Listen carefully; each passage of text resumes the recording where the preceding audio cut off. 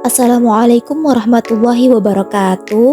Pada kesempatan kali ini kita akan mempelajari tentang implementasi model matematika bangun ruang terhadap hukum dua kula dalam toharoh.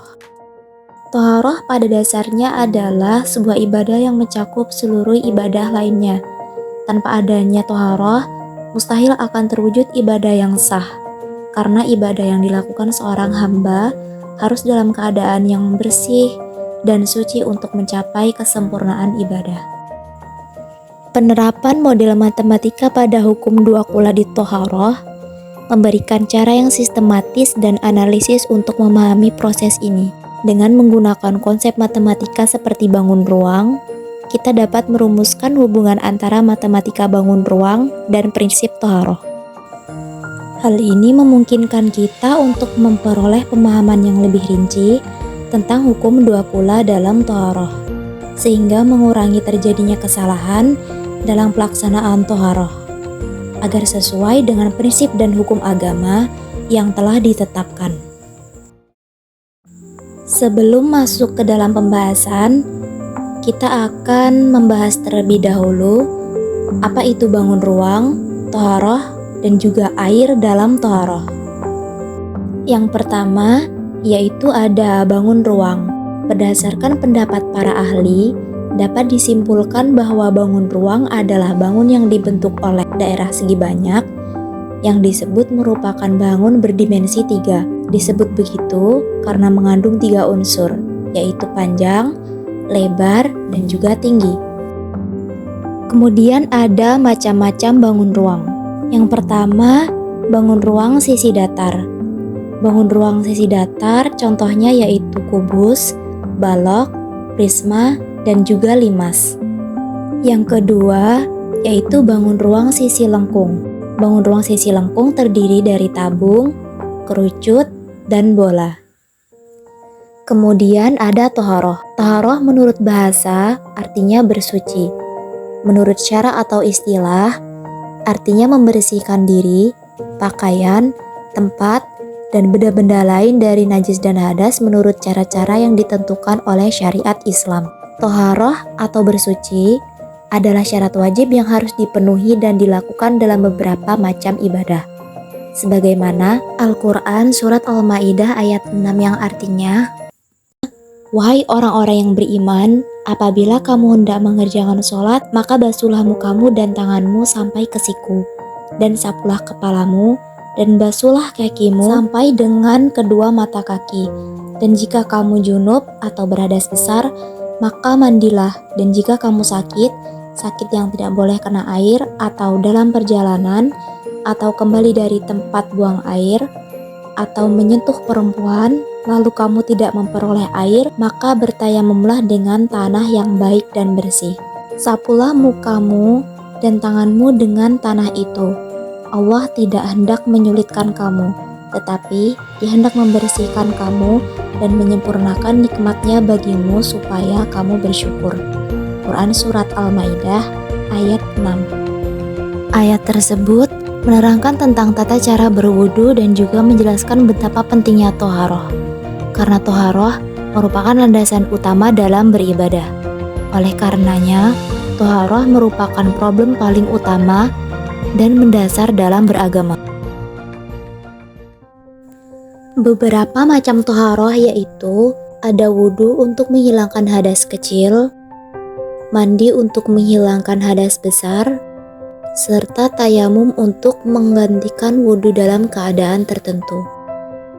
Berbicara tentang toharoh, tentu erat kaitannya dengan air. Dalam ilmu fikih, air dibagi menjadi beberapa jenis. Yang pertama ada air mutlak, yaitu air suci dan mensucikan. Air musamash, air yang suci dan mensucikan tetapi makruh digunakan. Air mustakmal, air yang suci tetapi tidak mensucikan. Air mutanajis, yaitu air yang terkena najis. Menurut mazhab Syafi'i, air muntanajis terbagi menjadi 2 ukuran air, yaitu yang pertama air sedikit, air yang kurang dari 2 kula. Air sedikit yang suci berubah statusnya menjadi air najis sebab kejatuhan najis padanya, meskipun kondisi air tidak berubah sifatnya. Yang kedua ada air banyak, air yang sebanyak 2 kula atau lebih. Air banyak tidak berubah status menjadi air najis, kecuali jika rasa, warna, atau aroma air berubah. Adapun di kalangan ulama kontemporer, kemudian mencoba mengukurnya berdasarkan keadaan masyarakat saat ini, bahwa ukuran 2 kula kira-kira sejumlah 270 liter air. Salah satunya pendapat Syekh Wahab Az-Zuhaili. 2 kula memiliki volume setara dengan 270 liter air. Ukuran 2 kula bila ditempatkan pada sebuah wadah persegi 4 adalah wadah dengan panjang, lebar, dan kedalaman 1,25 hasta standar atau setara dengan 91,8 cm. Ukuran ini dapat dijadikan acuan untuk menetapkan wadah air dan daya tampungnya dalam kaitannya dengan hitungan 2 kulah air.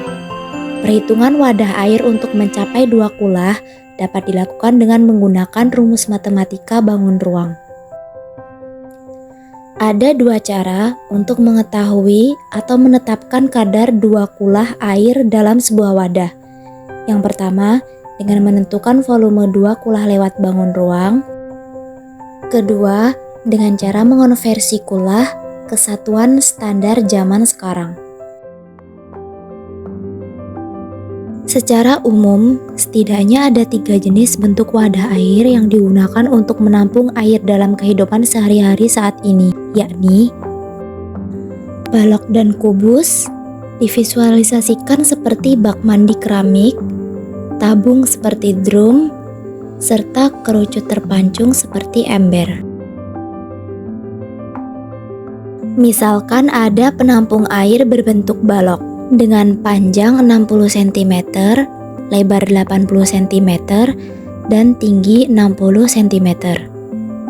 Untuk mengetahui air di dalam penampung tersebut mencapai 2 kula atau tidak, kita aplikasikan matematika bangun ruang dengan menggunakan rumus volume balok, yaitu panjang dikali lebar dikali tinggi. Jadi 60 dikali 80 dikali 60 didapat hasil 288.000 cm3. Kemudian langkah yang kedua, mengonversi ke dalam satuan liter. Digunakan kaidah 1 liter sama dengan 1000 cm3. Maka 288.000 cm3 itu akan sama dengan 288 liter air. Berarti jika bak tersebut diisi penuh air, maka telah mencapai lebih dari 2 kulah, yang artinya air tersebut termasuk ke dalam kategori air banyak, yang dimana air tersebut akan tetap suci meskipun terkena najis, kecuali berubah rasa, warna, dan aroma air. Misalkan ada sebuah ember yang berisi air. Ember divisualisasikan ke dalam bentuk kerucut terpancung. Untuk mengetahui apakah air di dalam ember tersebut termasuk 2 kulah atau tidak, maka dilakukan pengukuran ember terlebih dahulu, yaitu mengukur tinggi dan juga lebar ember. Misalkan didapat tinggi ember 15 cm, lebar bagian atas 10 cm, dan lebar bagian bawah 5 cm. Langkah pertama yaitu menghitung volume kerucut terpancung dengan rumus V sama dengan πH dikali R kuadrat plus R dikali R plus R kuadrat sama dengan 3,14 dikali 15 dikali 5 kuadrat plus 5 dikali 2,5 plus 2,5 kuadrat sama dengan 2060,625 cm3. Setelah mengetahui volumenya, langkah selanjutnya yaitu mengonversi ke dalam satuan liter. masih menggunakan kaidah yang sama seperti balok tadi, yaitu 1 liter sama dengan 1000 cm kubik. Jadi, 2060,625 cm kubik itu sama dengan 2,06 liter. Artinya, jika ember tersebut terisi penuh air dan terkena najis, maka air tidak dapat digunakan untuk bersuci, karena air tersebut tidak mencapai 2 kula. Dalam hal tertentu, matematika memiliki kesamaan karakteristik dengan ilmu fikih, yakni sama-sama berpedoman pada aturan, hukum yang jelas, rumus dan tertumpu pada kesepakatan, sehingga dapat diformulasikan rumus secara matematis, dan keduanya dapat diintegrasikan. Dengan memisalkan setiap benda yang dipakai dalam menampung air ke dalam bentuk bangun ruang dan dihitung sesuai rumus bangun ruang, dapat memberitahu apakah air dalam wadah tersebut termasuk 2 kula atau tidak, sehingga tidak terjadi kesalahan dalam toharoh. Kontribusi matematika sebagai ilmu hitung atau ilmu pasti atau ilmu tentang besaran nyata-nyata memberikan kemudahan dalam kehidupan sehari-hari untuk memahami dan mengamalkan sebagian besar ilmu fikih.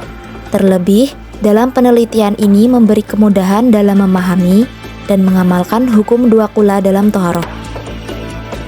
Itulah tadi pemaparan implementasi bangun ruang terhadap hukum 2 kula dalam toharoh. Semoga bermanfaat bagi kita semua. Wassalamualaikum warahmatullahi wabarakatuh.